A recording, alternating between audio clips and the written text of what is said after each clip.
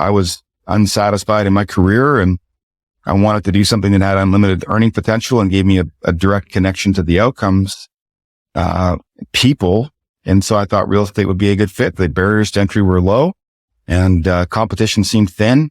And so I thought, hey, you know what? I can do this thing. I didn't care about houses. I just wanted to do something different and make more money, So, long trajectory, of course, that's a 25-year story compressed into 3 or 4 minutes. But I think, any one of us, if we can just kind of give ourselves permission to pivot, because in university, I get in with the goal of studying sociology, hated it, started psychology, hated it, started religious studies, hated it, what made a move over to English, did okay at it, didn't love it. Then history, found it easy enough, didn't really love it. Thought I was going to be a teacher, decided I wanted to do an MBA, didn't have the market to get in, went into forestry because I had been working in the woods for 4 years, hated that. Went back and did an accounting designation because I realized that I wanted to do my MBA, but I needed better grades to get in. So I did that for 2 years, was really good at accounting. And then I did an MBA in finance, was killer at finance and marketing.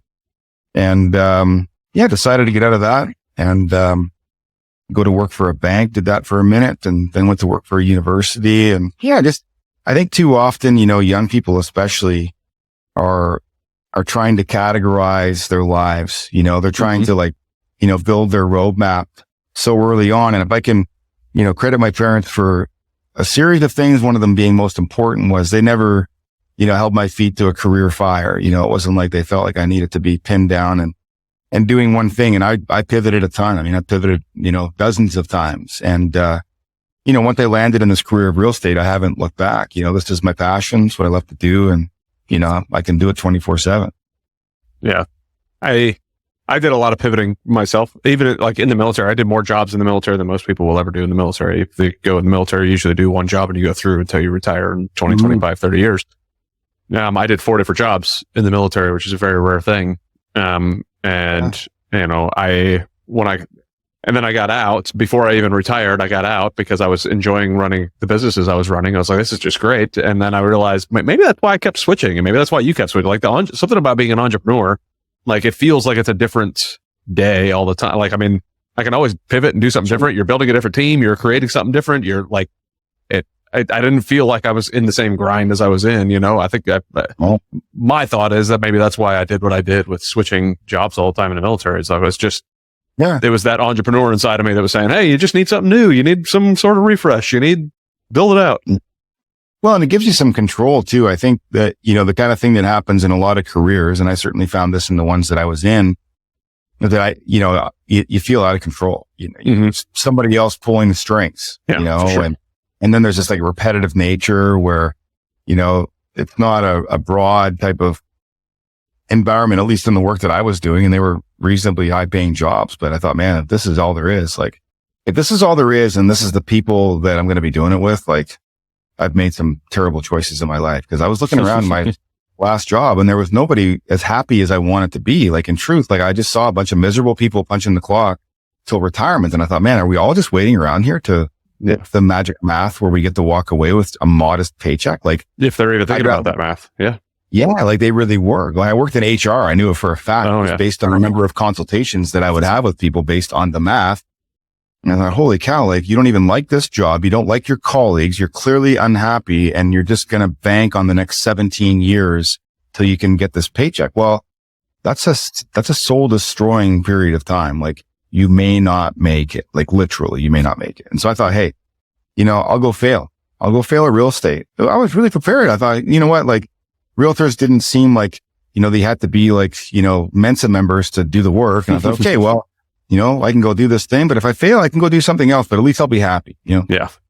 That's the way I felt when I left the military. When I told my command I was leaving, they were like, you're what? You have 4.5 years until you can retire. I said, you know how much I could do in 4.5 years? And you know how much more stress I have hanging out with you guys for 4.5 more years? I couldn't do it anymore. And, one of the things that really put me over the edge was I was at so I started off as an enlisted guy and then became an officer later on. I had a break in the middle, went to college, and then joined the reserves for a short time. So total, I had 15.5 years of active, 18 years of total service before I got out.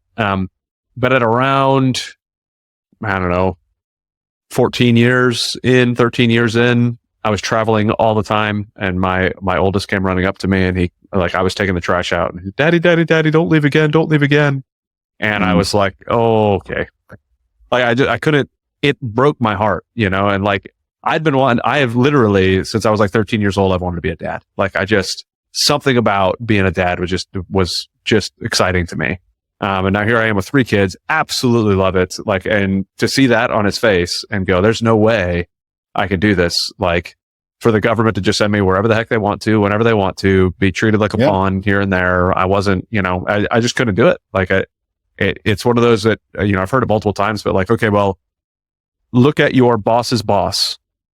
Is that the kind of person you want to be when you retire? And if it's not, you might not be in the right spot, right?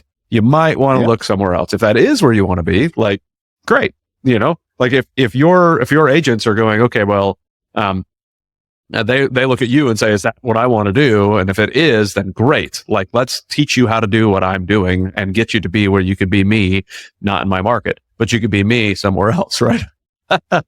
But I mean, if that's not what you want, then man, make the pivot. And it was tough. I got harassed a lot for jumping ship and, throwing away, quote unquote, my retirement. But what else would I have thrown away in that next 4.5 years? Who knows? It's hard to say, man. And it's so amazing that you had the bravery and the confidence to do that. I'm sure it was a big ordeal, but at the same time, I think too often people aren't prepared to bet on themselves. And I see that in my business too. Like, we have a real estate boot camp. It's one of the things that we're known for. It's one of the things that we coach and help other teams create.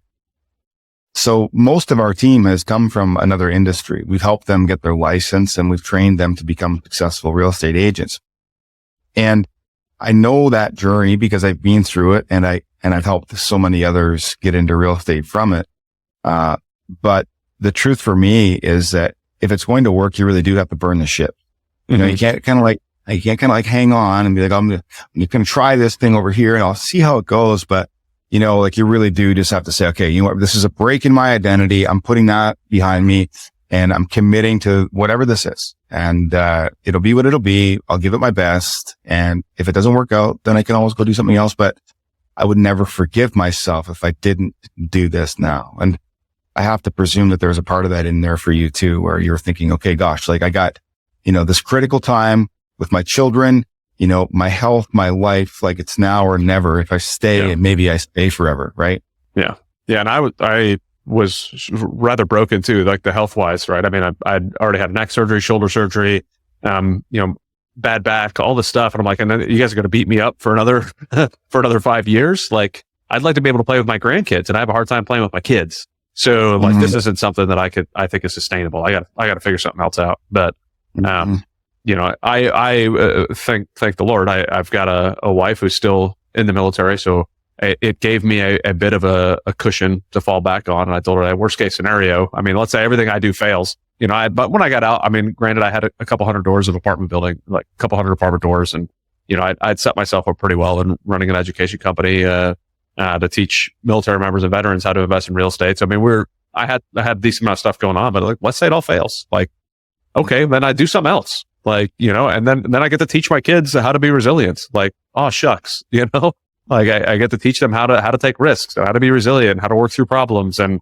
like, so now at least I'm a present dad, where if everything fails on the military side of the house, I'm no longer a present dad, I'm in a box somewhere. So, that was a real reality with, some of the stuff I used to do. So it was, yeah, absolutely. I mean, and to think like, how difficult it is for like, just take my example, leaving, a job where I was a long ways off from a pension. So you're 4.5 years away.